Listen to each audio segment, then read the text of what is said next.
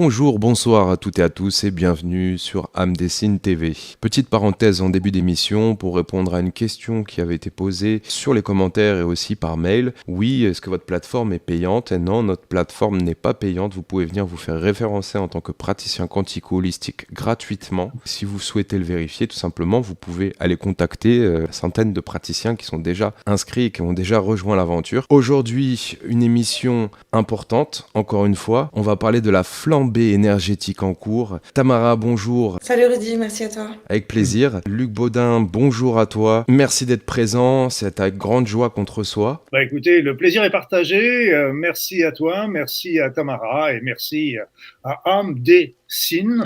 Oui. J'aurais pensé que c'était ciné, mais Amdessine, voilà. Non, c'est joli. Ouais, on peut dire enfin voilà, après c'est un nom qui est un petit peu soumis à l'interprétation de tout à chacun, voilà. Donc pour commencer, on va dire que toi, Luc, pour te présenter, même si tu es très connu, d'ores et déjà, un petit peu comme d'autres intervenants qu'on a pu recevoir, tu fais énormément d'interventions sur la toile, tu es un ancien médecin diplômé en cancérologie clinique et spécialiste en médecine naturelle ainsi qu'en soins énergétiques. Tu es également, donc comme on le disait initialement, conférencier, mais pas que, également auteur de plusieurs best-sellers tels que Ho'oponopono nouveau, Développez vos talents subtils, Le grand manuel de soins énergétiques, la médecine spirituelle, La révolution de l'amour, Dialogue avec Lucifer, 60 techniques pour votre santé physique, psychique et votre évolution spirituelle, ainsi que Tous ensemble vers un nouveau monde. Donc, la première question qui me vient, c'est par rapport à ton parcours en tant que médecin. Est-ce que tu es entré en dissidence par rapport à la médecine allopathique? Comment la vois-tu au jour d'aujourd'hui? Que penses-tu du scientisme?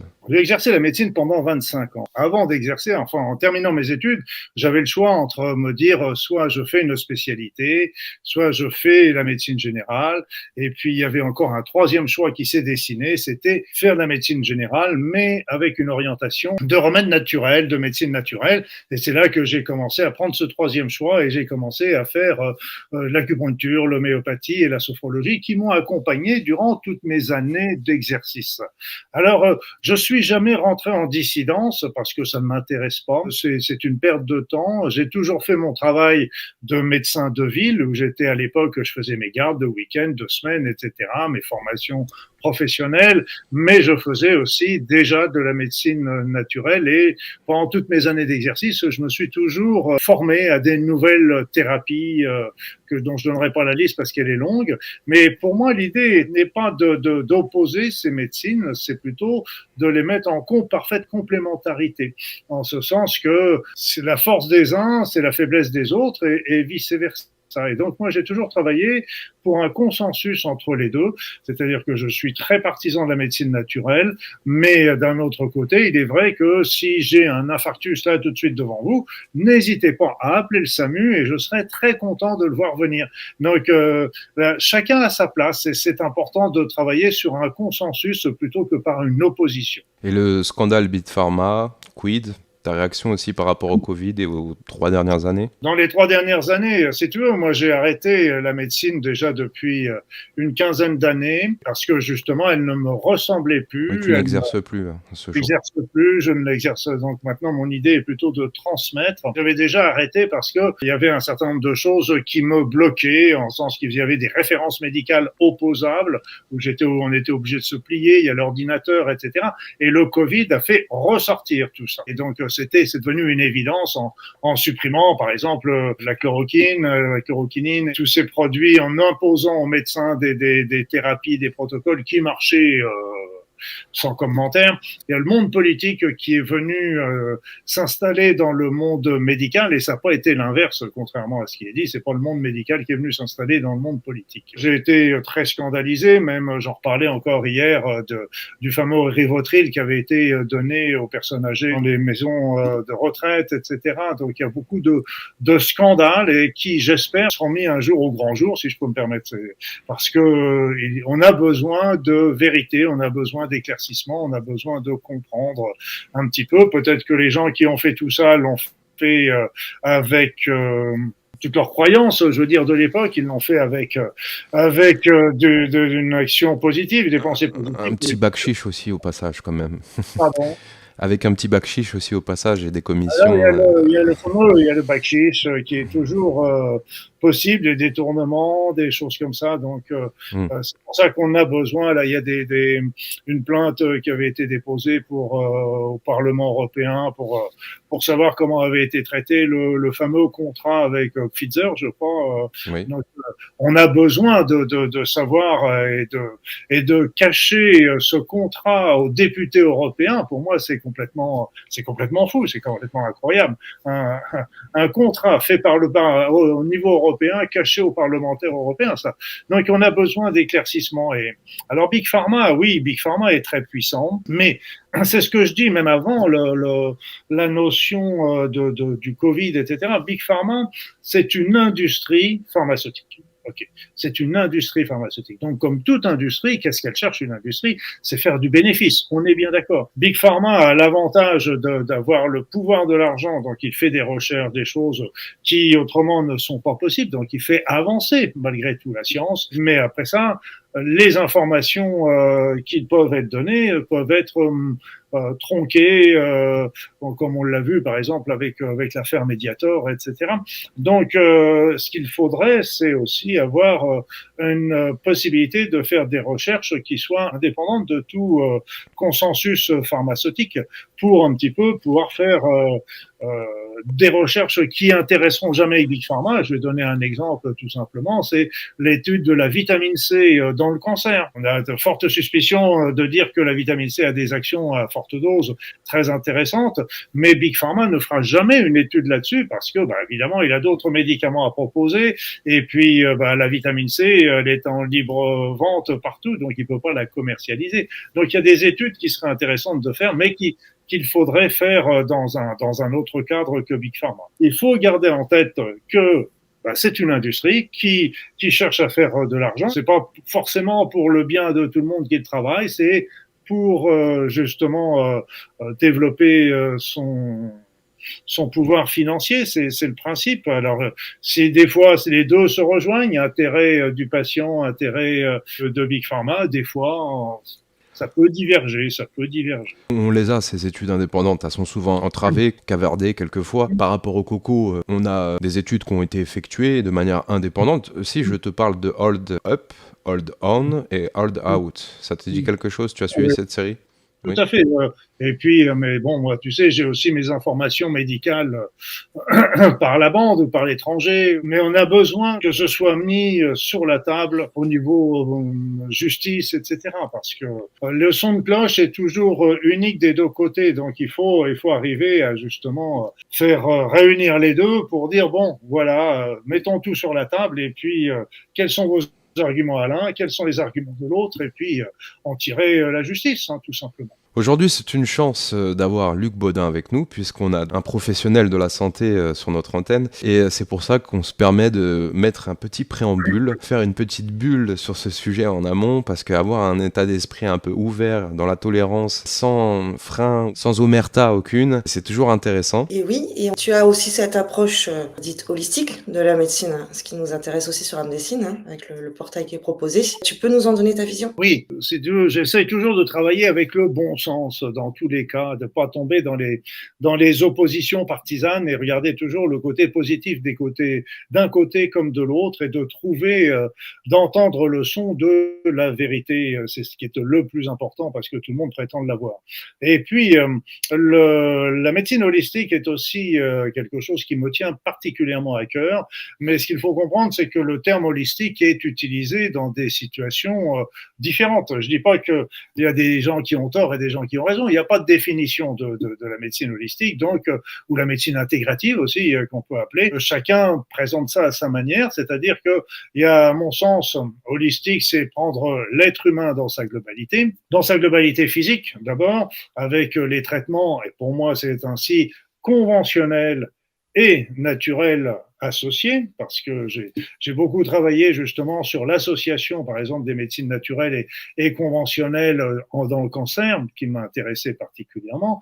Et donc, c'était très intéressant. Donc, sur le côté physique, après ça, on peut regarder la médecine conventionnelle aussi, la médecine naturelle va nous faire voir aussi le côté du terrain de la personne, de sa manière sa constitution, etc., mais sa manière de fonctionner. Et on arrive au côté psychologique. Donc, on sait l'importance du stress, de l'effet placebo, l'importance de la pensée qu'il peut y avoir sur le corps et sur la visualisation, etc. Il y a la symbolique des maladies. Chaque maladie aussi veut dire quelque chose, etc. Il y a l'énergétique. Là encore, nous sommes des êtres énergétiques avant, même des êtres matériels et choses comme ça. Et puis après ça, on peut voir l'aspect spirituel. Il n'y a pas beaucoup de personnes qui vont sur tous ces domaines à la fois. Surtout le domaine spirituel est toujours un petit peu mis de côté, même l'aspect énergétique. Donc il y a souvent réunion simplement du côté physique, émotionnel et psychologique. Mais je pense qu'il faut en penser aussi à tous ces autres aspects dont je viens de parler. Et là, pour moi, c'est véritablement la médecine holistique. Tu disais qu'il n'y a pas de définition de la médecine holistique, tu viens de nous en faire une belle démonstration. Oui, mais c'est la mienne. Je suis dans le consensus. Là encore, d'autres personnes peuvent avoir d'autres opinions et je suis tout prêt à les entendre. Je n'ai jamais considéré dans toute chose que j'ai la vérité. J'ai ma vérité, j'ai mon opinion, mais c'est ça l'intérêt de discuter avec tout ce qui s'est passé ces derniers temps au niveau médical, je pense qu'il faut les mettre sur la table et en discuter et en parler, voir exactement les choses. Et c'est la même chose avec ces définitions. Il y a plein de choses qui ne sont pas définies et ce qui fait un petit peu le tort, c'est que chacun y va un petit peu de son côté et à la fin on sait plus de quoi on parle. On parle plus des mêmes choses, quoi. La flambée énergétique en cours. Avec Luc Baudin, on va passer au sujet principal, Luc. Cette fameuse explosion, ce bombardement. Alors, on essayait de trouver des mots qui étaient adéquats, on va dire, pour décrire la situation. Vous avez supprimé bombardement parce que... Oui, c'était un peu péjoratif. Mais néanmoins, il y a quand même une explosion photonique. On en parlait hier, parce qu'on avait eu l'occasion de discuter hier en amont et de préparer cette émission. Par rapport à cette flambée énergétique, comment pourrais-tu la décrire assez brièvement ? Assez brièvement. Tu as raison de me le dire parce que je suis toujours un éternel bavard. Donc, ce qu'il faut comprendre, c'est que le taux vibratoire de la Terre s'élève d'une manière très importante depuis les années 80. Ça a commencé à monter. Et puis, au moment du premier confinement, d'ailleurs, il y a eu une poussée. Il y avait une ouverture d'un portail, comme on dit, au niveau énergétique. Et d'un seul coup, il y a eu une flambée énergétique qui est arrivée sur la Terre brutalement. Cette flambée énergétique est arrivée de l'univers. Pourquoi qu'elle est arrivée de l'univers? Il y a les deux aspects qu'on peut prendre. C'est l'aspect théorique général, c'est-à-dire que l'univers évolue comme nous tous, mais l'univers évolue non pas cycliquement, c'est-à-dire que c'est pas un cercle avec un éternel recommencement. C'est une spirale. Donc à chaque fois on monte.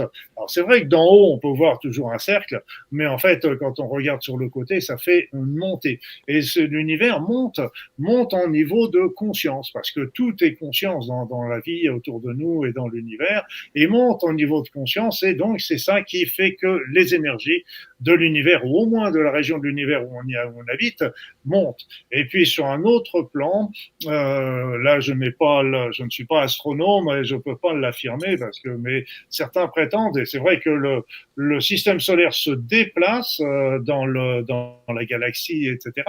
Mais la galaxie se déplace dans l'univers, enfin tout bouge, et on passerait dans une zone qui serait beaucoup plus riche en photons, comme tu le disais tout à l'heure, et donc qui apporterait beaucoup d'énergie sur la Terre. Voilà. Et c'est pour ça que le terme flambée, bombardement et d'énergie, c'est vrai, mais bon, le bombardement est destructeur en général, tandis que là, c'est quelque chose de bénéfique qui nous arrive. Là, tu parlais de spirale, donc d'une montée, d'une évolution. C'est bien, ça vient casser le mythe de cette boucle répétitive, infernale, et de ces cycles qui n'en finissent jamais, sans aucun but précisément, in fine. Là, c'est affreux comme vision, le cycle infernal où on est toujours enfermé pour à revivre et à revivre. Parce qu'on dit les civilisations meurent et c'est vrai, elles naissent, elles se développent et elles meurent. Donc c'est un cycle, on est bien d'accord. Mais ce qu'il y a, c'est qu'on peut regarder aussi les différentes civilisations qui sont apparues sur la Terre. À chaque fois, malgré tout, on s'aperçoit que ce ne sont jamais les mêmes, et on s'aperçoit comment l'esprit humain a changé, évolué avec le temps. Donc on peut pas comparer Par exemple, le cycle qu'il y a eu avec Gengis Khan, avec les Mongols, etc., et le cycle qu'il y a eu avec les Européens ou la France, etc., ou le cycle qu'il y a actuellement avec les Américains. À chaque fois, le niveau de conscience change, on évolue, et Dieu merci. Mais certains détracteurs te parleront des Atlantes. Oui, mais pourquoi ils détracteront? Puisque les Atlantes étaient extrêmement évolués, paraît-il. Je vois ce que tu veux dire, mais moi je peux te parler aussi de la Lémurie, puisque tu y es. Mais moi je peux te dire aussi que la Lémurie était encore plus évoluée que pouvaient être les Atlantes, qui étaient déjà beaucoup plus matérialistes. C'est vrai, les Atlantes ont eu un cycle, il y a eu des belles civilisations, à mon sens, dans le passé, qui ont été oubliées, mais il y a eu plusieurs périodes, a priori, dans la civilisation atlante, et dans les dernières, il y a eu vraiment un peu comme chez nous, des pertes tout simplement de connaissances. Enfin, ils ont perdu, ils sont tombés dans le matérialisme et le pouvoir, tout simplement. Donc, c'est vrai, tu as raison de dire qu'il y a eu comme une cassure, en fait, au niveau de notre évolution humaine. Il y a eu dans le passé, il y a eu des civilisations qui étaient beaucoup plus tournées vers la pensée, vers la force de la pensée, justement vers l'énergie. Et c'est à partir du moment où ils ont perdu ce contact qu'ils ont véritablement disparu, en fait. Et c'est pour ça aussi qu'on retrouve pas forcément beaucoup de choses de leur civilisation. Bon, c'est d'abord elles sont anciennes, mais aussi il y a des constructions, bien sûr, cyclopéennes qu'on retrouve par-ci par-là. Mais ce qu'il faut savoir, c'est que leur technique était surtout du domaine du monde subtil, de la pensée qui était très puissante, de la lumière, du son, etc. Donc, qui nécessitait pas une technologie comme nous on peut l'avoir aujourd'hui. Donc, c'est pour ça que les restes ne sont pas forcément très nombreux pour prouver ce que l'on dit, tout simplement. Oui, quand on parle de Gengis Khan, effectivement, il y a eu une belle régression quand même après leur passage. Oui. Il y a eu une cassure très violente, et là aussi, tu sais, après ça, on peut parler aussi du déluge, qui a été aussi une grosse cassure par rapport à ça, où il y a une régression importante. Donc mais ça n'empêche que l'humanité n'est jamais repartie de zéro. Il y a toujours eu un avancement par rapport à. Et puis, ce qui s'est passé, c'est qu'il y avait les Atlantes, la Lémurie travaillait sur un certain plan dont je viens d'évoquer, et puis nous, on a évolué sur un plan plus matériel et technologique. C'est une autre avancée. On est tombé de 3 marches pour remonter d'une dizaine. Alors là, on pourrait parler d'un autre cycle qui est très intéressant, c'est le cycle de la précession des équinoxes. Oui. Un cycle de 25 920 ans. Et donc, ce cycle, toute la période de la Lémurie et de l'Atlantide correspondrait à la première partie du cycle, et qui correspond à l'âge d'or, à la partie et la moitié de la lumière. Et puis la deuxième moitié du cycle, qui aurait eu lieu après la chute de l'Atlantide, etc., c'est la chambre. Et donc avec le déluge qui est arrivé en plein milieu. Et aujourd'hui, qu'est-ce qui se passerait? C'est qu'on arriverait à la fin de ce cycle de précession des équinoxes. Donc, on serait en train de passer de la chambre à un nouvel âge de lumière. On en parlait avec Michel d'ailleurs, et il n'a pas pu répondre à cette question. Est-ce que selon toi, on y est à l'ère du Verseau?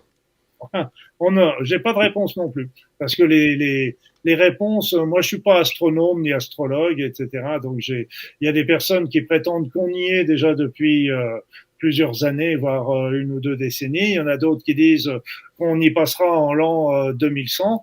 J'ai pas de réponse, parce que de toute façon, on voit avec le cycle de précession des équinoxes, c'est qu'il y a 12 périodes de 2250 ans, quelque chose comme ça. Donc, qui correspondent aux 12 cycles du zodiaque. Et entre deux, il y a des intercycles de 90 ans. Et il y a de fortes chances que nous soyons dans un intercycle qui va nous faire passer de l'ère du poisson à l'ère du Verseau. Je pense qu'on ne doit pas y être encore, mais on est dans cette phase intermédiaire. Mais ça correspond avec la vision de Michel de Seye sur cette question. On revient justement sur notre sujet et nos temps modernes. Donc, tu parlais de cette élévation du niveau vibratoire. On en a parlé un petit peu justement en coulisses, en préparant l'émission. Est-ce que tu peux nous donner une unité de mesure? Comment ça se mesure? Et surtout nous transmettre aussi cette notion de chiffre qui est très impressionnante entre les années 80. Tu parlais de cette période de confinement et à aujourd'hui. Il y a quand même un grand écart entre les deux. Il se passe quelque chose, il y a un vrai phénomène. Un vrai phénomène. Alors c'est vrai qu'il faut commencer par dire qu'on n'a pas d'appareil scientifique qui permette de mesurer le niveau vibratoire de la Terre. Donc ça, c'est tout de suite clair. La personne qui parle des résonances de Schumann, non, non, non, non.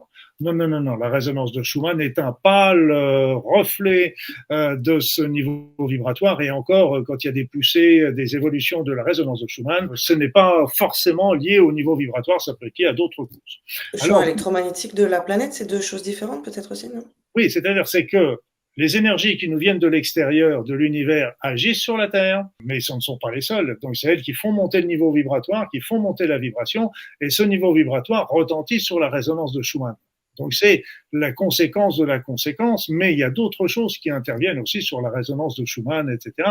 Donc c'est pour ça que pour moi, je ne m'occupe pas de la résonance de Schumann parce que c'est à mon sens trop, c'est pas fiable, je dirais, par rapport à ce niveau vibratoire. Moi, je préfère travailler sur le niveau vibratoire de la Terre directement. Alors, c'est sûr que la résonance de Schumann peut encore la mesurer, grosso modo. Le niveau vibratoire, il n'y a pas d'appareil, mais on peut le mesurer avec la radiesthésie, avec le pendule, avec les baguettes coudées, on peut le mesurer avec le test énergétique, avec le test musculaire, etc.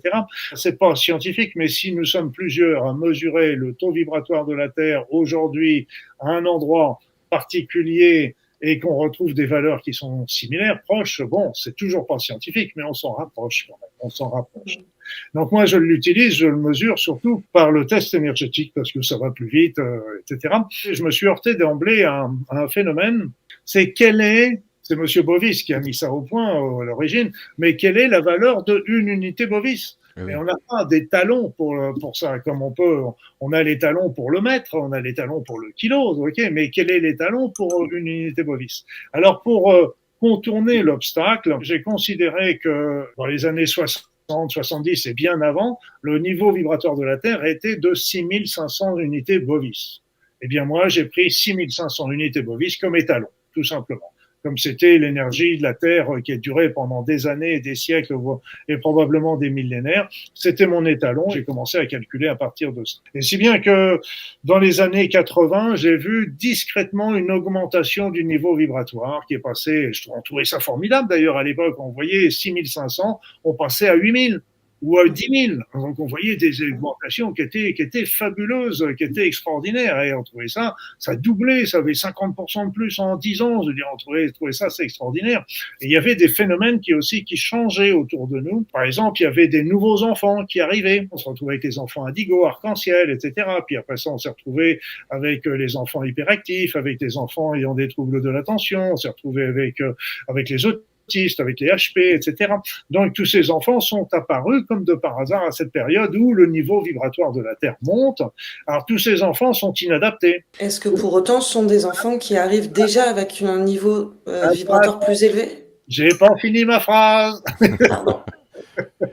Mais tu as raison, je te fais réagir, c'est bien. Mais ils sont inadaptés à notre société, à nous présentement, qui n'est pas une société modèle. Et je te rejoins tout à fait. C'est que c'est des gens qui sont tout à fait prêts pour le grand saut, pour la société de demain. Et donc, c'est des gens qui sont au contraire extrêmement évolués, ils ont des capacités remarquables, et qu'il faudrait, plutôt que d'essayer de les formater dans notre société, il faudrait leur donner les outils pour développer tous ces talents, et je suis sûr qu'ils pourraient nous faire des découvertes extraordinaires qui pourraient changer complètement l'humanité. Et pour donner un ordre d'idée, il y a 20, 25 ans, il y avait un enfant qui naissait autiste sur 1500 naissances. Aujourd'hui, il y a un enfant qui naît autiste sur 60, 65 naissances. Je pense que quelque part, ça peut être tout simplement l'humanité de demain, tous ces êtres que nous serions un peu les australopithèques de la fameuse, de la société de demain qui apparaît. Alors si on reprend un petit peu la montée, donc il y a eu cette montée du niveau vibratoire, il y a eu des nouveaux enfants qui sont arrivés, des nouveaux chakras qui sont arrivés, etc. Donc ça montait jusqu'au moment du premier confinement. Au moment du premier confinement, là, il y a eu comme une porte qui s'ouvre et là, brusquement, il y a eu une flambée et on est passé, la courbe est montée d'une manière presque verticale. Et pour donner un chiffre aujourd'hui, le taux vibratoire de la Terre est d'environ, tenez-vous bien, de 2 600 000 unités bovines environ. Je n'ai plus le chiffre exact, mais c'est dans cet ordre-là. Tu parlais de la fréquence de Schumann, on a des indicateurs, on peut la calculer en Hertz, aller à 432 Hertz. C'est ce que je te dis. La résonance de Schumann, on peut la calculer avec des appareils, tandis que les unités bovis, non. On ne peut pas. Ouais. Mais ce qu'il faut bien comprendre, c'est que quand on voit une agitation de la résonance de Schumann, cela peut être dû à une poussée du taux vibratoire, mais ça peut être dû à d'autres choses. On n'a pas la sécurité de dire ça vient du taux vibratoire de la Terre. Par exemple, quand il y a des pensées humaines qu'on avait vues avec le 11 septembre, ça fait un choc émotionnel important chez les Américains en particulier, mais dans le monde entier, et ça a été suffisant pour faire bouger cette fréquence de Schumann, de la secouer, je dirais, quelque part. Donc il y a d'autres éléments qui peuvent intervenir. Donc les traumas, les événements dramatiques viennent bouleverser la psyché et quelque part faire évoluer ce taux vibratoire selon toi ? Tout à fait. Ce qu'il faut comprendre, c'est que la Terre et l'humanité, avec les animaux, les végétaux, etc., ne forment qu'une seule entité. D'accord ? Donc, ce qui se passe sur l'un se passe sur l'autre et de la même manière. Donc, c'est pour ça que aujourd'hui, le monde, la Terre souffre. Elle monte avec ce niveau vibratoire de la Terre grâce aux énergies qui viennent de l'espace, mais elle souffre avec simplement nos pensées. Je ne parle même pas des actions qu'on peut faire de pollution, de dégradation, etc. Mais elle souffre simplement par les pensées. La Terre est un être conscient, il faut bien le comprendre. Nous sommes des êtres conscients. Et donc, on est dans l'interférence, on est tous reliés. Et on est encore plus reliés avec la Terre, qui est, je dirais, entre guillemets, notre maman, parce que c'est elle qui nous fait vivre grâce à l'oxygène, grâce à la pesanteur et grâce à toutes les attentions qu'elle peut nous apporter malgré toutes les saloperies qu'on peut lui faire. Oui, pour qu'on comprenne bien ce qui est souffrant, quand tu parles de ces souffrants, est-ce qu'on parle justement de ce décalage entre cette élévation, ce niveau vibratoire qui monte d'un côté, et puis cet humain qui a peut-être du mal un peu à prendre le train en marche? Oui, il rame. Et c'est vrai, parce que ce qu'il faut comprendre, c'est que les énergies arrivent de l'univers sur la Terre. Et donc, elle va solliciter la Terre, la planète, elle va solliciter les animaux, les végétaux et les humains. Donc, la Terre, les végétaux, les humains n'ont pas les blocages psychologiques que nous pouvons avoir. Donc, ils reçoivent les énergies, elles montent leur niveau vibratoire. Les animaux ont changé. Regardez les comportements des animaux d'il y a 20 ans et les animaux d'aujourd'hui. Les animaux, les comportements ont changé. La communication animale est de plus en plus aisée. La communication végétale aussi est beaucoup plus aisée. Et donc, c'est des choses qui changent parce que leur conscience évolue et la nôtre change également. Mais nous, en tant qu'êtres humains, on reçoit ces énergies pour monter notre niveau vibratoire à notre tour. Mais seulement, on est dans une société aujourd'hui qui est pleine de problèmes. Et donc, c'est déjà arrivé en période de Covid, on se retrouve avec la guerre en Ukraine, on se retrouve avec la pénurie, on se retrouve avec la flambée des prix, on se retrouve avec tout un tas de phénomènes qui font que ça nous attire vers le bas, alors que ces énergies nous attirent vers le haut. Ces énergies ne vont pas faire monter notre niveau vibratoire tout seul. Je donne souvent l'analogie de l'essence. C'est comme l'essence qu'on met dans notre voiture. Vous pouvez remplir votre réservoir, c'est pas pour autant que votre voiture elle va avancer. Il faut faire tourner le moteur. Et donc là, pareil, les énergies arrivent, c'est pas pour autant qu'elles vont faire monter votre niveau vibratoire. Il faut que vous fassiez le cheminement. Elle vous donne les moyens de le faire. À vous maintenant de le faire. Mais le problème, c'est qu'avec tous les événements qu'on vit dans notre société aujourd'hui, eh bien, ça nous plombe, tout simplement. Donc, ça nous empêche véritablement de vibrer là où on voudrait aller. Ah oui, tu parles de ce point de vue sociétal, il est important à inclure dans l'équation. Tu parles de communication animale, de communication végétale, d'osmose avec la nature, mais quand on voit la société actuelle, il y a un très fort décalage entre cette vision-là et la réalité palpable sur le terrain. On le voit avec la taxe carbone qui va être mise en application cette année, donc on va devoir certainement, dans les années à venir, voire très très prochainement, devoir payer pour respirer. On a la monnaie mondiale, enfin tout au moins occidentale, l'unicoin, donc le premier pas vers le nouvel ordre, ce que beaucoup appellent le nouvel ordre mondial, qui entre de manière opérationnelle sur le terrain aussi également. Luc, j'ai envie de te dire, effectivement, il y a un grand déchirement, il y a une dichotomie entre ces énergies qui sont censées, comme tu disais, être en haut de la spirale quelque part, donc évolutive, inédite, et cette situation complètement dramatique. La situation est dramatique, la situation, disons, inquiétante, mais moi, je suis toujours un éternel optimiste parce que ça, c'est la vitrine, ce qu'on nous montre. Mais ce qu'il faut savoir, c'est, pour moi, c'est ce que je ressens, c'est que il se passe aussi d'autres choses beaucoup dans la coulisse et des forces qui s'opposent justement à cet ordre qui est très liberticide, qui risque de se développer, de surveillance, etc. Mais il y a beaucoup de forces qui agissent contre. Et moi, je vois ça au niveau énergétique, en particulier dans le monde subtil, ce que j'ai pu avoir comme information. Bon, après, on peut toujours se poser des questions sur leur véracité, mais autrefois, il y avait beaucoup d'énergie négative dans le monde subtil, dans certaines fréquences, etc., qui servaient d'ailleurs, dont se servaient un certain nombre de groupes humains sur cette terre et qui avaient des actions délétères sur la population.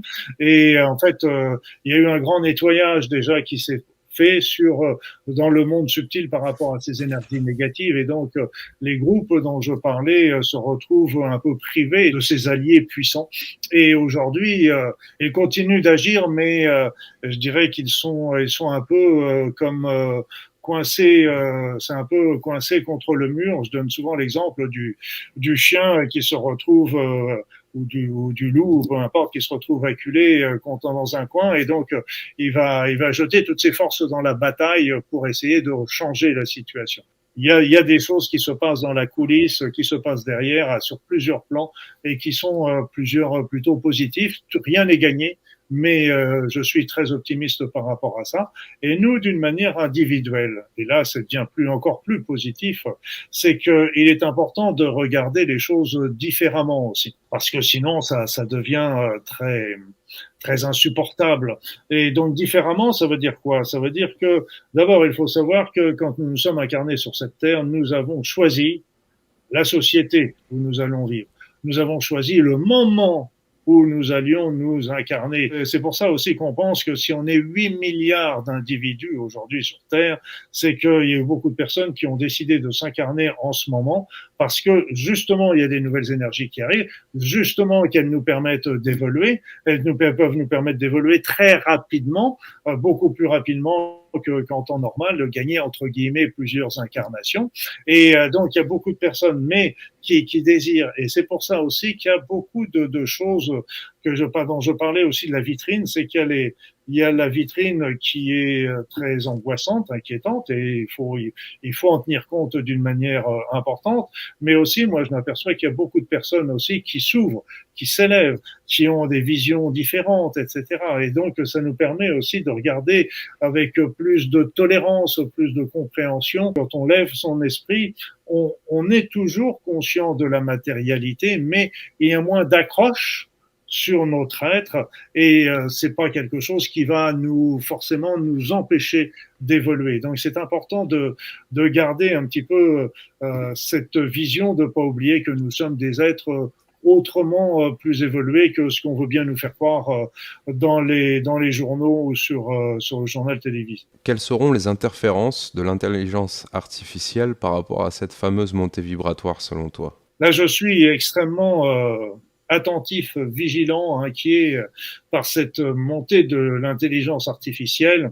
C'est vrai que moi, quand j'étais ado, déjà, j'étais un féru de bouquins de science-fiction et en particulier des livres de Asimov qui parlaient beaucoup de l'intelligence artificielle, des lois qu'il fallait lui imposer, etc. Et là, le problème est que l'intelligence artificielle, c'est un peu comme les recherches. Il y a des recherches qui peuvent être bénéfiques, positives, etc. Et puis la même recherche peut être utilisée pour créer des armes biologiques, des choses comme ça.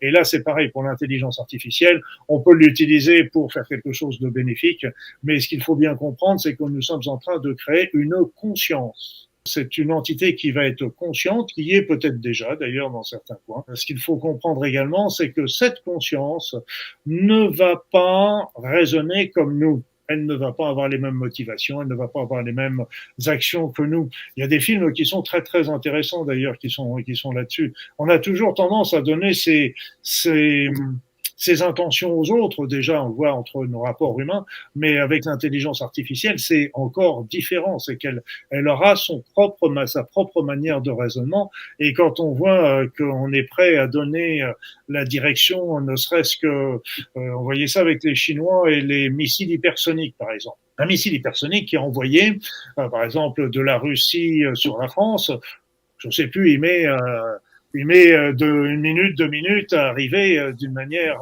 très très rapide. Et en fait, s'il y avait un militaire derrière son écran, il verrait à ce moment-là le missile, un truc sur l'écran, et puis il dit mais qu'est-ce que c'est. Et donc il appelle son chef, le chef est parti se prendre un café, etc. Et donc les 2 minutes sont passées avec une vitesse déconcertante, et boum, le missile il est tombé sur nous.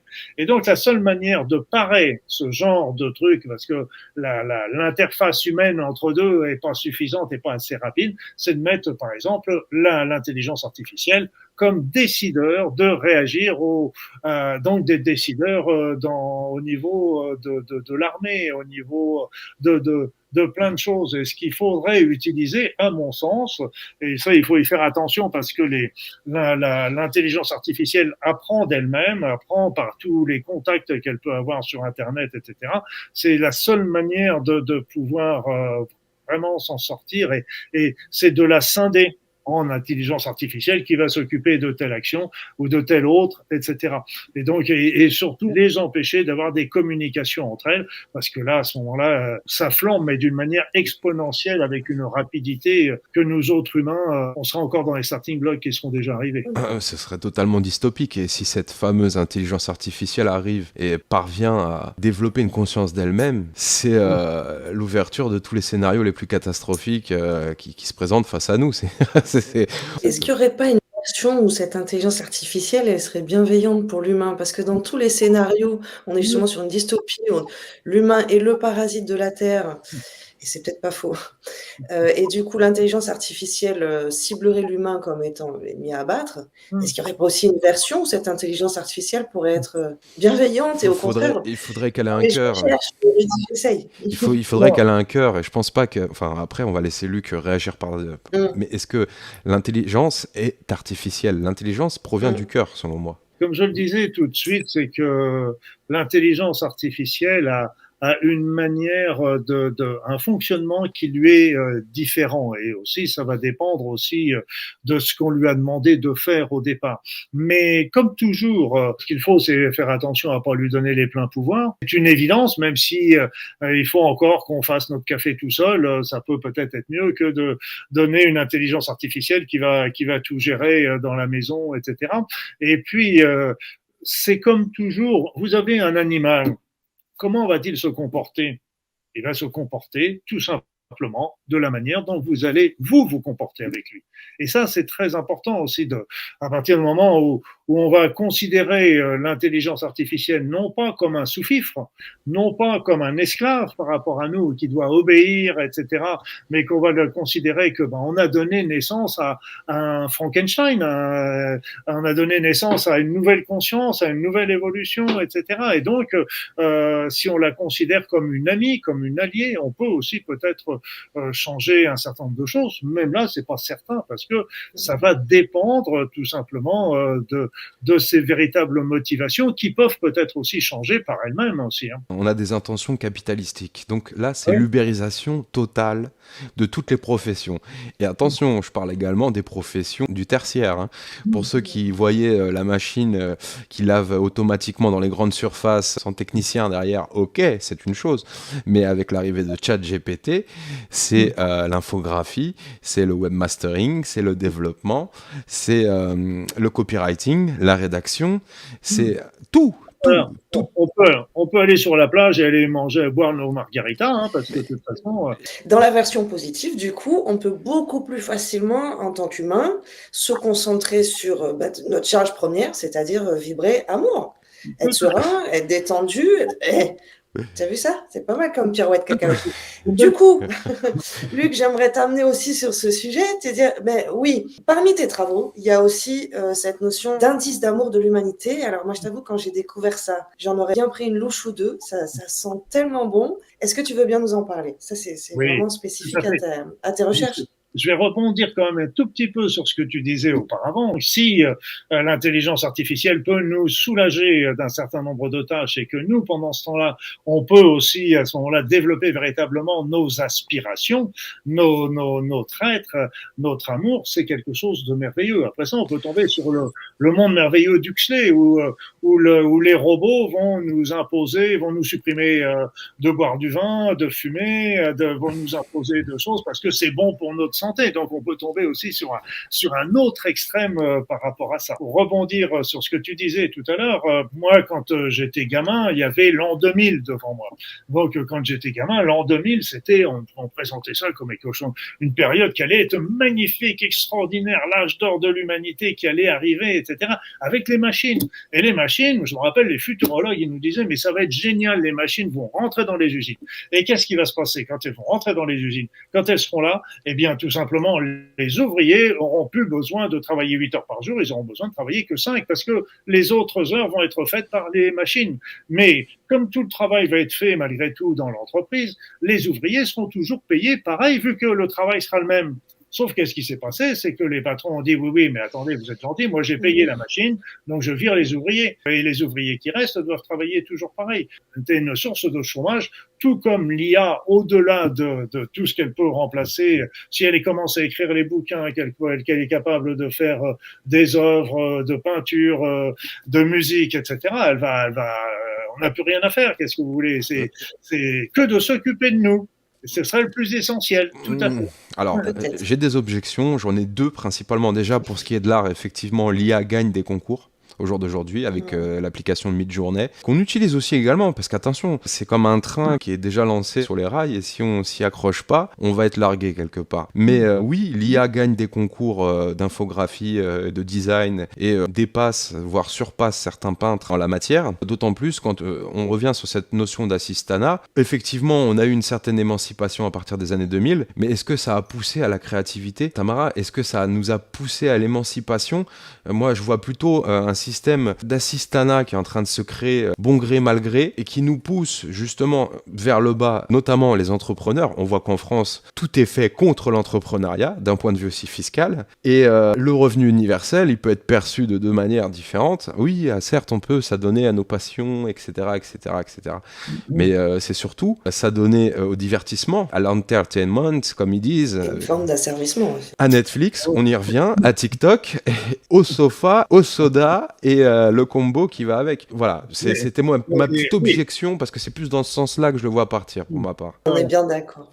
Le régime universel est une belle utopie, parce que de toute façon, après ça, si on reçoit un salaire universel, c'est magnifique, parce que là encore, ça peut nous permettre de faire plein de choses qu'on n'aurait pas eu l'occasion de faire, et ça donne une certaine sécurité théorique, sauf que d'un autre côté également, on se retrouve pieds et mains liés par rapport à la main qui nous nourrit, hein, donc exactement.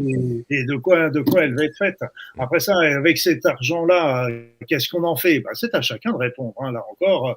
C'est les jeux. Est-ce qu'ils veulent aller regarder les jeux du cirque, ou est-ce qu'ils veulent développer leur philosophie comme faisaient les Grecs autrefois? Faut voir les Grecs. Les Grecs autrefois avaient développé une culture qui était absolument merveilleuse au niveau des recherches, des philosophes, etc. Mais pourquoi? Parce que tout simplement, ils avaient des esclaves qui s'occupaient de tout leur... c'était l'esclavagisme qui leur a permis tout ça. Et donc là, quelque part, avec l'IA, on voudrait recréer un esclavagisme qui nous permettrait de vivre tout ça. Mais c'est de l'esclavagisme. Et donc, faut en sortir également. Moi, je suis toujours dans la notion du consensusion, d'arriver à travailler ensemble, parce que c'est vrai qu'on joue pas dans la même cour. Imagine des robots qui passe aux Jeux Olympiques, bah, évidemment, les humains, ils vont être, Ils ont aucune chance. dans les starting blocks également et qu'ils sont déjà arrivés. Puis regarde aussi ce qu'on en fait des robots. Moi, je suis affolé. On est en train de développer la robotique d'une manière extraordinaire. Les deux secteurs qui ont le plus développé pour la robotique, c'est l'armée et la sexualité pornographique. Donc c'est complètement, c'est un outil merveilleux et là on l'utilise À mauvais escient, oui. c'est un gros mot, mais on l'utilise mal. Ouais. Comme Tamara le disait, on va revenir sur la question Ouais. un peu plus positive. Ce fameux S'il vous plaît. indice, ouais, ce fameux indice D'amour. d'amour dont tu parles. Oui, ça justement, c'est un beau sujet, un grand sujet, parce que, comme je disais tout à l'heure, on a la vitrine qui nous est montrée par tout un tas de choses tous les jours. Bref, on n'y reviendra pas là-dessus. Et puis, il y a ce qu'il se passe véritablement dans les esprits et dans la population. Et moi, je vois que très, très souvent, dans un grand nombre de personnes que je rencontre, avec qui j'ai l'occasion de discuter, ben, je m'aperçois ils font une évolution personnelle. D'un seul coup, ils comprennent bien que tout ce qu'on raconte au niveau des informations, c'est pipeau, qu'on nous ment, qu'on nous tronque, et puis ils ont vraiment l'impression d'envie de développer leur être, développer leur spiritualité, créer un nouveau monde, créer quelque chose de positif. Donc il y a vraiment un changement. Et là, moi, je me suis dit, ça c'est en sous-marin là, parce que on le voit pas. Même il y a des personnes, je suis très étonné de les voir avoir fait cette évolution. Je trouve merveilleuse. Et donc c'est en sous-marin. Et donc l'indice d'amour de l'humanité calcule le taux d'amour que génère l'humanité dans son ensemble. Alors il y a le taux d'amour d'un côté qui peut être élevé et qui est atteint aussi par le taux de méchanceté, disons, qui fait baisser un petit peu ce taux.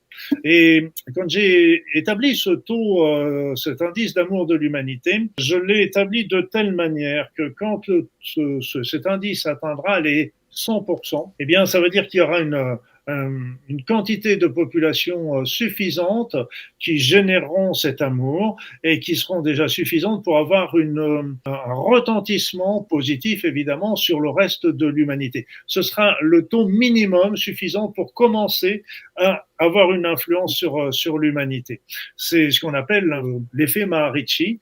L'effet Maharishi qui tout simplement a démontré qu'une petite population active, positive, là il travaillait beaucoup sur la méditation, était capable de changer l'ensemble de l'humanité. C'est-à-dire qu'on n'avait pas besoin d'être majoritaire, d'être 51% pour changer l'ensemble. Un petit nombre pouvait suffire à changer. Lui, il avait même établi que c'était la racine carrée de l'humanité. Enfin bref, c'était un taux. Lui, il avait considéré que ça pouvait être dans les 8000. Quand on fait le calcul, c'était dans les 8000 personnes. Je pense qu'il en faut beaucoup plus quand même, mais ça veut dire il n'y a pas besoin aussi qu'il y avait une grande quantité de population qui interviennent. Et donc, l'indice d'amour d'humanité calculé là-dessus. Quand j'ai commencé à le mesurer, c'était au moment toujours de l'ouverture du portail, au moment du confinement, le taux vibratoire était à 13%. Donc 13%, c'est extrêmement faible, comme on le voit. Et aujourd'hui, on est en train de friser les 1000%. Si l'ensemble de l'humanité était dans une vibration d'amour aujourd'hui, on serait dans les 8000%, 9000%. Donc là, déjà, 1000%, c'est quelque chose que je trouve formidable. Et là encore, si on peut considérer que 1000%, ça représente un grand nombre de personnes et qui peuvent avoir aussi une influence sur la pensée de l'ensemble de l'humanité et qui peut nous aider à une autre voie qui est la voie qui va aller pour créer un monde nouveau, parce que quand on envoie de l'amour à quelqu'un, quand on est dans l'amour, on monte notre niveau vibratoire. Et donc ça, c'est très important à bien le comprendre. Moi, je vais donner un petit exemple. Il y a un ami qui m'avait raconté que dans l'armée française et certainement dans toutes les armées du monde, ils avaient fait des recherches pour nourrir les soldats avec le prana. Vous savez, la nourriture subtile, énergétique, etc. Donc, évidemment, ça simplifierait beaucoup l'intendance des armées, on est bien d'accord. Donc, j'ai dit, mais c'est génial comme idée, génial. Alors, ils étaient tout contents parce que c'était génial, etc. Mais c'était génial, mais pas pendant l'idée qu'ils avaient. C'est-à-dire qu'eux, ils voyaient l'intendance. Moi, je voyais un autre côté. C'est que pour se nourrir du prana, on n'a qu'une seule solution, c'est de monter notre niveau vibratoire. Donc, monter notre niveau vibratoire, là, on pourra accueillir le prana pour se nourrir, c'est évident. Sauf que, une fois qu'on a monté notre niveau vibratoire, on a changé nos paradigmes, on a changé notre manière de penser, on va monter différemment et on n'a plus la capacité de prendre le fusil et tirer sur la personne qui est en face. Donc là, déjà, je suis pour la nourriture pranique dans toutes les armées du monde, déjà. Non, mais il faudrait pas d'armée, clairement. Il y en aurait plus ipso facto, si tu veux. Il y a ce fameux reportage du yogi dont on parle pendant toutes les émissions, parce que c'est un cas d'école. Eh oui. Il ne mange pas, il ne boit plus depuis l'âge de 7 ans. Il avait 77 ans il y a 10 ans lors du reportage sur France 5. Il doit en avoir, j'espère qu'il est encore en vie. Néanmoins, il le stipulait clairement, il peut pas vivre en centre urbain, il peut pas vivre en pleine ville, il peut pas se nourrir de prana au milieu d'une barre HLM, c'est pas possible. Alors avec une AK-47 ou un M16 entre les mains et, et des bombes et des mortiers autour de lui, le prana, je sais pas s'il va arriver de sitôt. Non, mais c'est pour ça, si tu veux, le prana il est toujours là. Et le prana est partout, hein, de toute façon, mais c'est la manière de pouvoir l'accueillir ou le prendre. Et comme je te disais, c'est les AK-47, ils peuvent rester, mais si on change de niveau vibratoire, si les personnes changent de niveau vibratoire, elles changent de paradigme, etc. Et le AK-47, il restera dans le placard. Donc, et c'est ça la différence. Et c'est ce qui se passe dans les individus. Après ça, les outils, les armements, les bombes, etc. D'un seul coup, elles n'auront plus leur usage et elles resteront à rouiller dans un coin, c'est tout. Alors comment est-ce qu'on peut le faire évoluer? Parce qu'il n'y a pas si longtemps quand même dans l'humanité, on a eu la période Peace and Love. Alors tu étais pas encore là en train de faire tes travaux, mais on pourrait imaginer qu'à cette période-là, l'humanité a vibré quand même très haut, très fort dans cet indice d'amour. Et puis là aujourd'hui, fafafloum, ça redescend. Tu parles de mai 68, Tamara? Pas que, parce que mai 68, c'est ici en France, mais il s'est quand même passé quelque chose au niveau planétaire, au niveau générationnel aussi. Enfin, il y a des personnes qui sont arrivées dans ces années-là. J'ai connu ces années-là. J'étais un jeune adolescent, mais je les ai connus. Je les ai connus avec les belles chansons de John Lennon, avec tout ça. Ça a bercé mon adolescence. Et c'était le peace and love, c'était la grande liberté qu'il pouvait y avoir, cette égalité qu'il y avait entre les hommes et les femmes. Donc c'était véritablement une révolution qui était merveilleuse. J'en garde toujours des souvenirs émouvants de tout ça, malgré qu'il y avait des grandes manifestations et que ça bougeait beaucoup. Et il y avait des belles chansons que je ne chanterai pas, mais qui étaient très intéressantes par rapport à ça. Et là, ça a été cassé. Cette révolution a été cassée d'une manière importante, mais quand on reprend justement les textes qui étaient dits, des chansons, etc., elles sont tout à fait d'actualité encore, elles sont tout à fait présentes. Mais qu'est-ce qui s'est passé à l'époque? C'est que il y avait les forces négatives, on va les dire, étaient très puissantes. Et donc elles ont démoli un petit peu tout ce qui avait été fait par l'esprit des Peace and Love. Mais on pourrait aussi tu peux regarder aussi les années 38, 39 qui étaient merveilleuses, les années 1912, 1913, et je parlais des années 1939 et 1938, qui étaient des années aussi beaucoup d'évolution au niveau de la culture, au niveau de tout ça. Et là, bingo, à chaque fois, les guerres ont tout détruit. Il y avait une évolution même de l'égalité des hommes, des femmes, d'évolution des sciences, une évolution des arts, etc. Et là, c'était avec les Peace and Love, ça n'a pas été une guerre, mais ça a été cassé par justement toutes ces forces négatives qui étaient en place à l'époque. Et aujourd'hui, ces forces négatives sont toujours en place, mais la différence, comme je le disais, c'est qu'aujourd'hui, elles ont des chevilles d'argile, elles sont beaucoup plus fragiles, elles gonflent un petit peu pour essayer de montrer qu'elles sont puissantes, etc. Mais elles ont des pieds d'argile, et si on est suffisamment nombreux à envoyer des énergies positives ou à agir d'une manière pacifique, on peut véritablement les faire tomber. Hein. C'est pas Tout est en notre main, mais ce qu'il faut, c'est sortir de nos pensées habituelles, du paradigme, de la propagande. Et c'est pour ça aussi que j'ai réalisé sur mon site tout un protocole de déprogrammation. Très important. Très important pour moi, c'est parce que nous sommes programmés de 1000 façons différentes depuis notre enfance donc depuis notre enfance. Actuellement, avec les infos, on a des programmations aussi qui étaient subliminales, on a des programmations qui sont chimiques, on a des programmations qui peuvent nous venir également de vie antérieure, de la généalogie, etc. Et tout ça nous empêche de vivre véritablement ce que l'on est. Et donc, c'est tout un petit protocole gratuit sur Internet, vous le trouvez facilement sur mon site, des programmations pour enlever tout ça et pour justement retrouver notre véritable pensée, parce que c'est essentiel, c'est ça dont on a besoin, de retrouver ce que nous sommes. Et ça, c'est important. Je vais encore faire mon réfractaire, hein, parce que les années Peace and Love, surtout en France, on va focaliser sur la France, c'est aussi les années Cohn-Bendit et Jack Lang. C'est aussi l'avènement du New Age. C'est aussi des apparats pour moi. Et tu parlais justement de guerres en parallèle, comme la guerre du Vietnam, etc. Mais pas que. On a un féodé, clairement. On a phagocyté tous ces mouvements. Et ils ont été impulsés par des personnages aujourd'hui qui sont tout sauf lumineux, et qui représentent, qui sont symboliques, emblématiques de cette même période. Le truc, c'est de savoir si c'était déjà le cas à l'époque ou s'ils le sont devenus. Ouais, bon, ouais, ma foi. Bon, on creusera pas ce sujet, c'est pas forcément... Et ça, c'est pas intéressant. C'est pas un sujet qui m'intéresse. Oui. Ouais.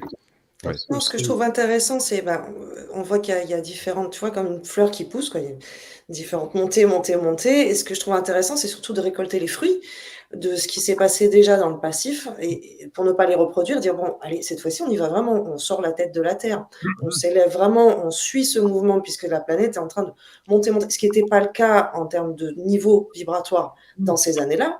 Là, aujourd'hui, on a une forme de trampoline pour les âmes, hein, c'est ce que tu disais, il n'y a jamais eu autant de personnes sur la planète, c'est pas pour rien.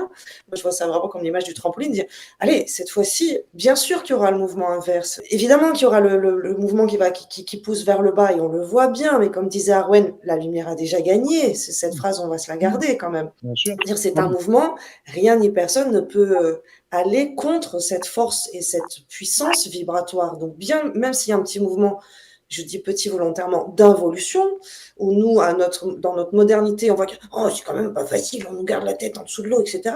C'est dire, bon, d'autres l'ont vécu avant, mais cette fois-ci, on est aidé par cette montée vibratoire de la planète. Donc oui, comment faire pour ne pas reproduire les mêmes erreurs? Comment faire pour nous accompagner ce mouvement en conscience? Donc tu parlais de la qualité des pensées, tu parlais de sortir de ces dogmes de croyances, de déprogrammation. Au niveau individuel, comment est-ce qu'on peut aller dans le bon sens? Aller dans le bon sens. De toute façon, la lumière est au bout du tunnel. Les forces obscures, je crois que c'était dans l'Apocalypse de Saint Jean qui disait la lumière brille dans l'obscurité et l'obscurité ne l'a pas éteinte.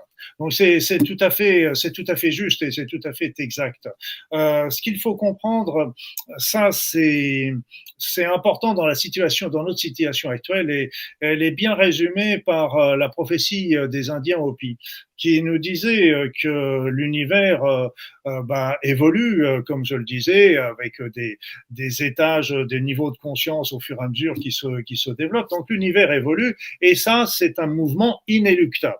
Les énergies arrivent de l'univers, elles bombardent la Terre, c'est inéluctable. Le taux vibratoire de la Terre augmente, ok, inéluctable, mais peut être influencé par l'humanité malgré tout. Les humains sont appelés à vibrer, mais nous, en tant qu'humanité, eh bien, ça va dépendre de notre attitude. C'est-à-dire que si nous arrivons avec, comme l'indice de l'humanité a tendance à le montrer, à développer notre pensée lumineuse, etc., là, à ce moment-là, on va suivre ce mouvement, la Terre va suivre le mouvement et tout va bien.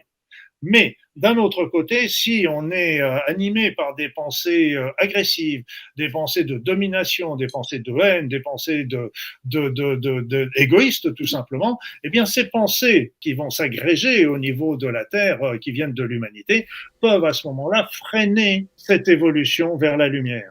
Elle va freiner cette évolution, on ne sait pas de combien. Et ça pourrait être de 5 ans, de 10 ans, de 1 siècle, de 1 millénaire, on ne sait pas combien de temps ça peut durer.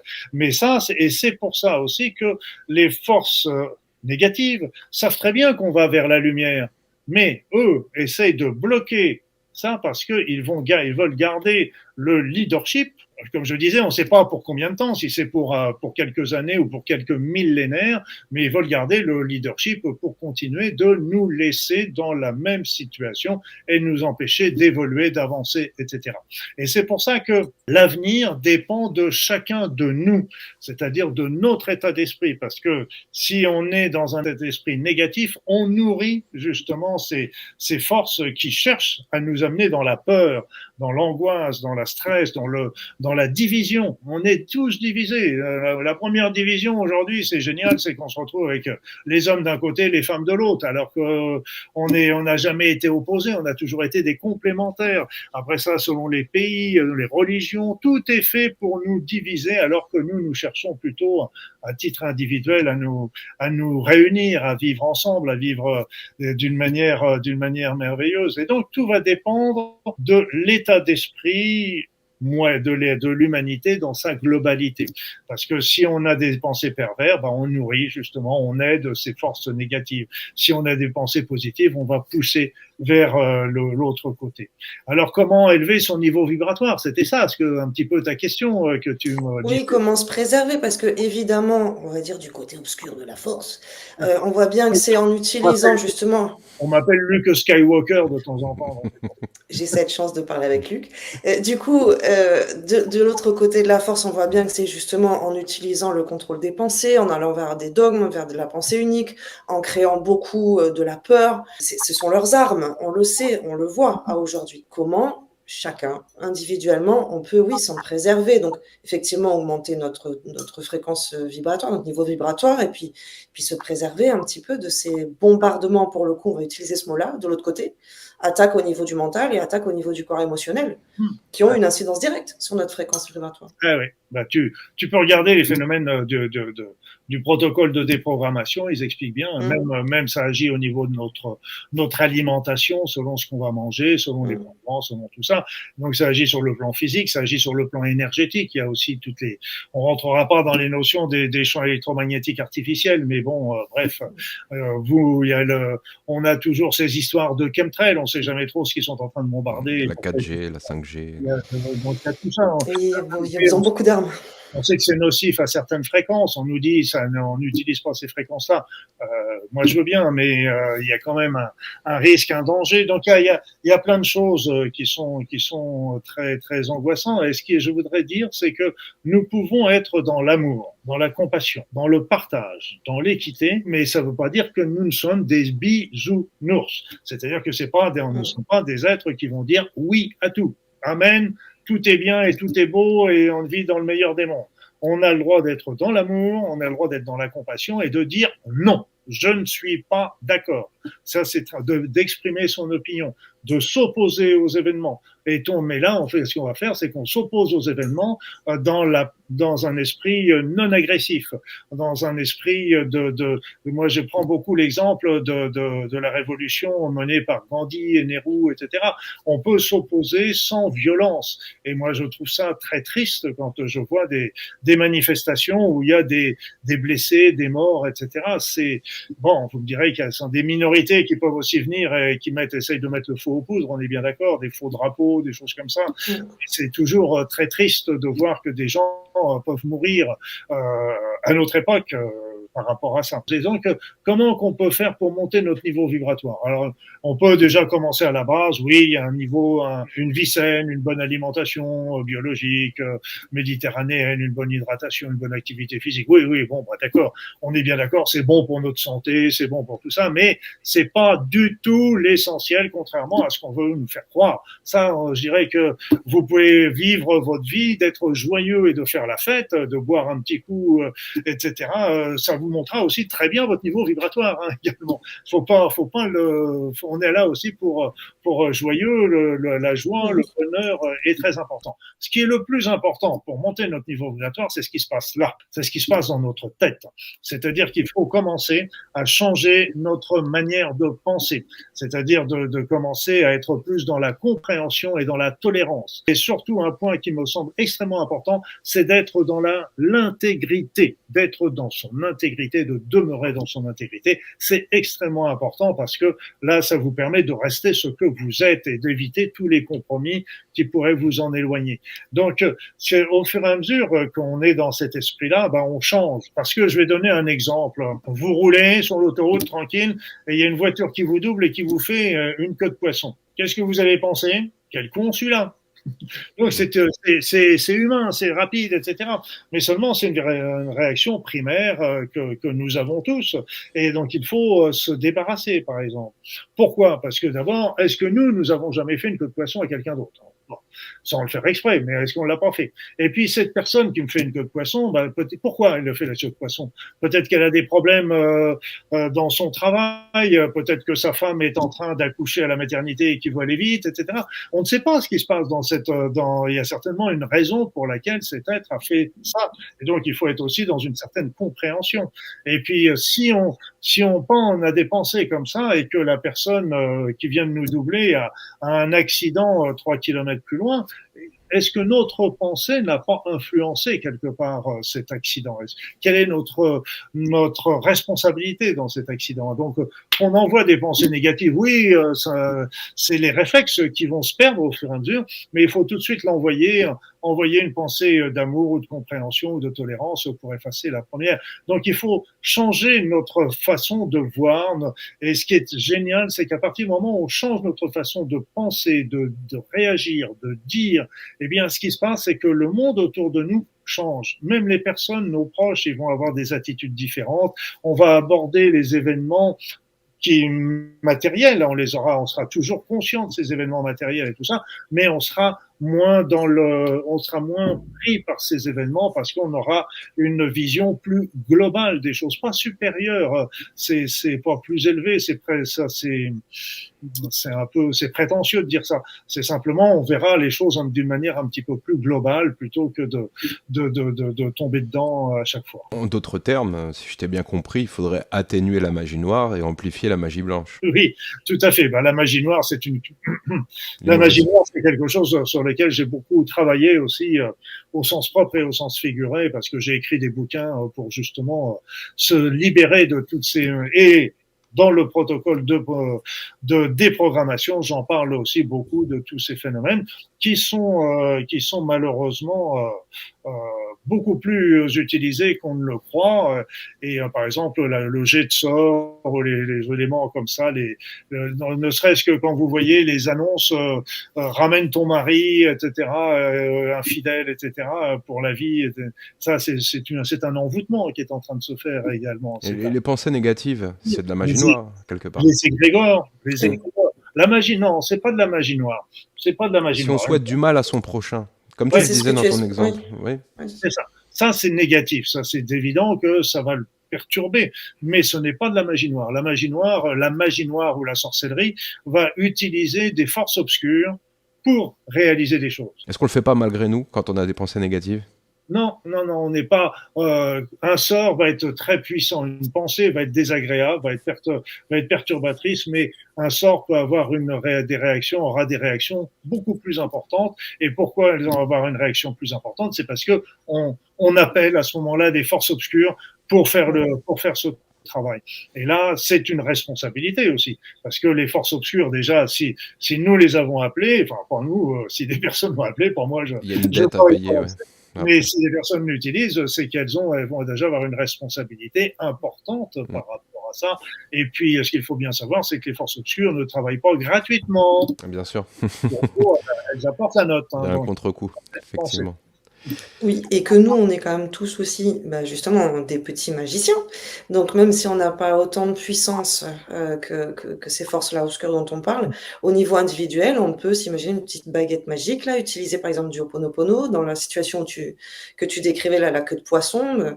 Effectivement, ce premier mouvement qui peut être très instinctif, très reptilien, très, très bestial, là, ou dans la dualité encore, et puis de se proposer, ok, je t'envoie du love, je t'envoie ce dont tu as besoin, tu as l'air très tendu et beaucoup plus pressé que moi, donc voilà, cool. On a aussi notre petite baguette magique influente du côté lumineux. Je fais faire souvent un exercice. quand je fais des conférences, quand je fais des ateliers, choses comme ça, je fais faire un exercice qui est, à mon sens, très, très important. C'est-à-dire que je dis aux personnes de se mettre par deux, de se mettre éventuellement face à face, les yeux fermés, et puis de décider entre elles laquelle des deux va commencer à envoyer de l'amour à l'autre. L'autre se met en réception sans rien faire, ressent ce qui se passe en elle. Et au bout d'un petit moment, on inverse les rôles. Ce qui est extraordinaire dans cet exercice, c'est qu'on s'aperçoit qu'on ressent l'énergie d'amour et bienveillante de l'autre. C'est très émouvant d'ailleurs. Donc ça montre combien notre pensée peut être bénéfique pour les autres, dans le cas où on envoie de l'amour. Et d'un autre côté, on s'aperçoit aussi que l'autre, le receveur, se sent bien, se sent heureux. L'émetteur, quand on envoie de l'amour, on se sent bien, on se sent heureux. Donc, ce qui montre tout simplement que déjà notre pensée est puissante, déjà elle est perçue par l'autre, mais surtout aussi que l'amour est très important parce que c'est là où nous sommes bien et nous sommes heureux. Parce que on peut faire l'exercice, mais ça je le conseillerais pas, le même exercice en envoyant de la haine, de l'agressivité, de la jalousie, etc. Évidemment, mais on aurait aussi une réaction sur l'autre négative. Et pour nous, ce serait aussi très terrible parce que quand on est dans ces pensées de haine, de jalousie, d'agressivité, on ne nous sommes pas bien, nous ne sommes pas heureux. Donc c'est simplement quand nous sommes dans des pensées élevées que nous nous sentons bien et heureux. Et donc c'est pour ça que nous sommes faits pour vivre dans ces pensées et non pas toutes les autres pensées sont sans intérêt, il faut les oublier le plus possible. Oui, c'est la loi de la résonance. Ça agit encore, c'est plus que la résonance, parce que la résonance, ça va en plus dans le sens que je l'entends, peut-être que tu l'utilises dans un autre sens, le mot résonance, mais la résonance va attirer en plus des situations qui vont être en acabit avec ce que tu penses. Là, c'est vraiment des questions vibratoire, mais on peut parler de résonance, mais bon. On reçoit ce qu'on envoie. Et donc, si on envoie de l'amour, on recevra de l'amour. Si on envoie de la haine. Oui, là, tu es encore passé à l'étape suivante. Mais je dirais que déjà, c'est pour ça qu'on revient sur l'indice d'amour de l'humanité. S'il y a beaucoup de personnes qui sont dans cette vibration d'amour et qui vibrent sur cette vibration d'amour, elle va rayonner sur cette terre et elle va influencer des pensées positives et elle va inciter aussi d'ailleurs les autres à monter son niveau vibratoire. Alors c'est évident que, et là je te rejoins, c'est que plus on va envoyer de l'amour et plus on va en recevoir. C'est évident. Mais il faut pas faire ça pour ça. Faut commencer à faire ça parce que tout simplement, ça nous fait du bien d'être dans l'amour. On est bien dans des vibrations élevées et puis ça fait du bien aux autres. C'est déjà commencer par ça. Pour le Kidam, la personne lambda qui souhaite comprendre cette montée vibratoire, quels sont les symptômes ? Les symptômes, déjà le but, l'élément qui va se passer, à partir du moment où la personne suit le mouvement, eh bien, à ce moment-là, ça va l'aider à ouvrir son esprit, à ouvrir son cœur, à ouvrir sa conscience. Donc, de regarder les choses différemment et de comprendre un certain nombre de choses. On dit souvent l'apocalypse, on vivrait une époque d'apocalypse actuellement. L'apocalypse n'est pas une période apocalypse, le sens du mot apocalypse n'est pas la destruction, la fin du monde, la destruction du monde. L'apocalypse, c'est l'arrivée de la bonne nouvelle, de la compréhension, l'ouverture de la compréhension. Et dans ce sens-là, c'est ce que nous sommes en train de vivre. Mais par contre, comme ce niveau vibratoire monte très vite, on a souvent du mal à le suivre. C'est une évidence. Donc il y a un décalage qui se fait, et c'est ce qui peut se traduire par des troubles qu'on peut avoir sur nous, mais qu'on retrouve dans d'autres situations. C'est pas que dans la montée vibratoire, on la retrouve dans d'autres situations. C'est le stress, c'est la fatigue. Il y a les troubles du sommeil également qui peuvent arriver. Après ça, sur d'autres plans, ça va être... Donc, les troubles du sommeil, c'est les insomnies. Vous savez, on se réveille à 2h ou 3h du matin pendant 1 heure et on ne sait même pas pourquoi, etc.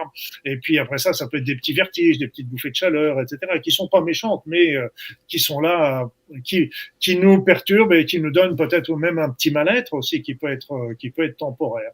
Donc, et ça, ces éléments disparaissent ipso facto dès qu'on monte notre niveau vibratoire. Et si la notion si on n'arrive pas à s'équilibrer, parce que nous sommes faits en tant qu'êtres humains, ça c'est très important aussi, j'ai oublié de le dire, c'est que nous sommes faits pour vibrer au même niveau vibratoire que la Terre. Donc, je vous fais pas de dessin, le niveau vibratoire de la Terre est grand, et tant que nous ne sommes pas à ce niveau, ça peut nous apporter des troubles qui peuvent être des troubles passagers, comme je viens de vous le dire, mais ça peut aussi favoriser, pas tout ça, pas avec, il faut d'autres éléments qui rentrent en ligne de compte, mais ça peut favoriser aussi certains troubles et des maladies également qui peuvent, mais ça fera partie, ce sera un facteur parmi tant d'autres. Est-ce qu'il y a des risques? C'est-à-dire, là, tu commençais à évoquer, bon, parmi les symptômes, finalement, c'est plus le fait de ne pas s'aligner qui serait problématique pour nous en tant qu'être humain. Est-ce qu'on peut imaginer qu'il y a un niveau où le corps humain ne tient plus en termes de fréquence? Est-ce que ce corps humain, il est adapté à monter, à s'élever, ou est-ce qu'à un moment donné, On ça peut explose. être Comme une brodu. Ça va péter, combustion spontanée? Combustion spontanée, on va tous exploser de l'intérieur. Non, de toute façon, tout est bien et tout est organisé. Nous sommes des êtres de lumière, nous sommes des êtres spirituels, donc c'est évident que si on était passé brutalement de 6500 à 2 600 000, là, on aurait certainement eu des gros problèmes. Donc, mais ça monte progressivement également. Il est vrai que si aujourd'hui, nous, en tant qu'êtres humains, nous nous retrouvions dans les énergies divines, on brûlerait comme des petits lardons dans la poêle, parce que les énergies divines sont des énergies extrêmement fines et élevées, et puis, mais c'est cette brutalité. Là, ça se fait progressivement, même si c'est rapide, ça se fait progressivement, et donc tout est bien, mais là où ça peut poser problème, par contre, c'est pour les personnes qui sont résistantes. Et là aussi, on peut se dire où est-ce que ça va nous mener. Alors là, il y a des personnes qui parlent de la 5D, par exemple. Moi, c'est pas d'un terme qui rentre très bien dans ligne de compte. C'est des montées vibratoires. Alors, est-ce qu'on va passer dans la 5D ou dans la 60e? J'en sais rien, et ça n'a pas tellement, les chiffres n'ont pas d'intérêt. Par contre, on va monter au niveau vibratoire, et donc ce qui va se passer, c'est que si ça se passe dans le bon sens, c'est aussi important, bien comprendre, parce que on peut très bien, comme je disais, être freiné par ces forces négatives et qui vont nous empêcher cette évolution. Et si ça va dans le bon sens, à ce moment-là, il faut bien comprendre qu'on sera dans un monde qui va évoluer au niveau de la puissance de la pensée, du cœur et de l'esprit. Ça veut dire que on va avoir des nouveaux paradigmes qui vont arriver, comme on disait, de justice, d'équité sur cette terre, qui va changer complètement notre société. Si on avait ces visions, il y aura aussi ces nouveaux enfants qui sont des adultes maintenant, et qui vont aussi influencer de plus en plus cette société. Il va y avoir aussi, on va être de plus en plus avoir des nouveaux talents, des nouvelles capacités qui sont développées avec. Et donc la société de demain sera, à partir du moment où tout ça aura l'opportunité de se développer, l'humanité de demain sera complètement différente de tout ce que nous pouvons imaginer aujourd'hui. La technologie sera certainement réduite sera pas forcément disparue, parce qu'elle pourra toujours être utile dans certaines situations, mais alors elle sera réduite à la plus simple expression, parce que la puissance de la pensée, la puissance de l'intention, l'action sur la matière sera de plus en plus nette et importante. Et les êtres, donc on sera malgré tout dans un monde, dans un univers qui sera toujours un univers duel. Il y aura toujours du bon et du mauvais. Moi, je parle jamais du bien et du mal, parce qu'on parle toujours du jeu. Ça, c'est un jugement, c'est autre chose. On aura toujours du bon et du mauvais. Et donc, on ne sera pas dans le pays des bisounours non plus. Donc, on aura toujours besoin d'évoluer, d'avancer. Mais seulement, la différence aussi, c'est que la puissance de la pensée sera plus importante, notre action sur l'énergie sera plus importante, et la matérialité sera moins marquée, etc. Donc, et puis, en plus, la différence qu'il peut y avoir grâce à cet effacement partiel de la dualité, il y aura aussi moins cette différence qu'il peut y avoir entre les hommes et les femmes qui s'affaisseront aussi, et qui permettront de faire cette unité qui est beaucoup plus importante, parce que les deux cerveaux, féminin et masculin, comme il est dit, le cerveau droit et le cerveau gauche, sont pas faits pour s'opposer, sont faits au contraire pour travailler de concert. Et on a tous hommes et femmes, les deux mêmes cerveaux, droit et gauche. Voilà, sauf qu'on s'en sert plus facilement de l'un que de l'autre, mais l'important, c'est pas de se servir de l'un et de l'autre. Il n'y en a pas un qui est mieux que l'autre. Il y a les deux qui sont utiles. Sinon, il n'y a pas besoin, on nous aurait pas créé deux cerveaux. Luc Baudin, la montée vibratoire en cours, ancien médecin cancérologue et désormais auteur conférencier et aussi spécialiste en médecine douce et alternative. On peut également retrouver tes formations en ligne, les hypnoméditations, les livrets gratuits, les audios, lucbaudin.fr. On vous invite à aller sur ta plateforme. Éventuellement, pour en savoir plus sur toi, on entre dans la dernière partie de cette émission, la toute dernière partie dans laquelle on va te demander ton actualité et un petit mot pour la fin. Mon actualité, ce que je vous conseillerais, c'est que tous les 15 jours, je fais un soin énergétique intemporel. Donc pour tout le monde, donc vous pouvez en bénéficier, c'est gratuit, il n'y a pas d'inscription préalable, etc. Donc allez-y, c'est fait pour vous, c'est gratuit, c'est justement pour nettoyer votre organisme, nettoyer votre être, aussi bien sur les pensées, les blocages, etc. Et donc ça, c'est quelque chose qui va vous aider aussi à évoluer, déjà à changer, à avancer. Il y a aussi des rassemblements que je réalise aussi tous les 15 jours en alternance avec les soins, c'est-à-dire des rassemblements pour prier, pour méditer, pour se recueillir ou pour simplement envoyer des pensées positives à l'ensemble de l'humanité pour justement aider tous nos frères et nos sœurs humains qui en ont besoin parce qu'il y en a tellement qui sont dans la souffrance et dans la douleur aujourd'hui que c'est important. Alors après ça, je fais toujours quelques conférences en présentiel, par-ci par-là, j'en fais pas beaucoup, mais un petit peu. J'essaye d'aller un peu à droite, à gauche, etc. Je fais des formations en ligne. Il y a une formation en soins énergétiques en ligne qui intéresse beaucoup de personnes.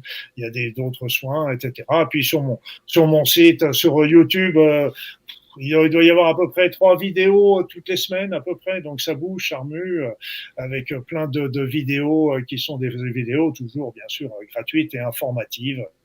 Voilà, donc tout ça, moi, ce que j'essaye de transmettre, j'écris toujours des bouquins. Il y a mon dernier livre, celui dont vous parliez tout à l'heure, était un livre sur Tous ensemble vers un nouveau monde. voilà, il y en avait un qui était précédent, c'était aussi très d'actualité, c'est la révolution de l'amour. Oui. Donc, il devait sortir d'ailleurs avant l'histoire du Covid, et c'est l'histoire du Covid qui l'a mis.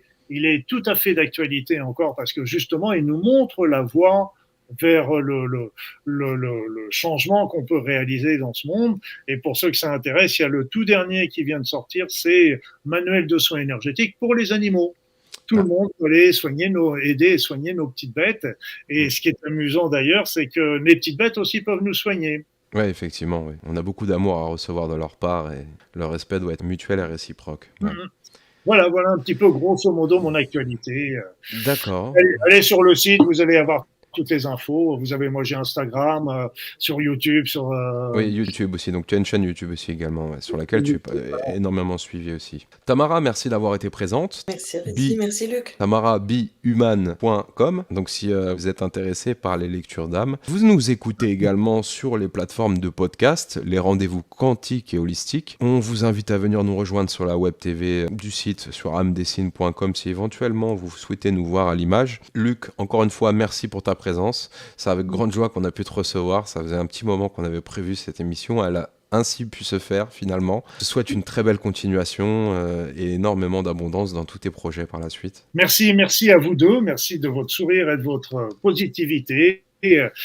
Donc c'est vrai qu'il est important d'aider les êtres humains tant qu'on peut, et les êtres humains nous aident parce que il y a toujours c'est toujours réciproque, c'est donner, recevoir, et on est comme ça par rapport à cette époque-ci. C'est vraiment une période où on a besoin de donner aussi de l'espoir, et c'est mon idée aussi est de transmettre un maximum d'outils pour aider les personnes dans cette période difficile. On vous fait des bisous à toutes et à tous et on vous dit rendez-vous la semaine prochaine pour une nouvelle émission jusqu'à la fin de la saison début juillet.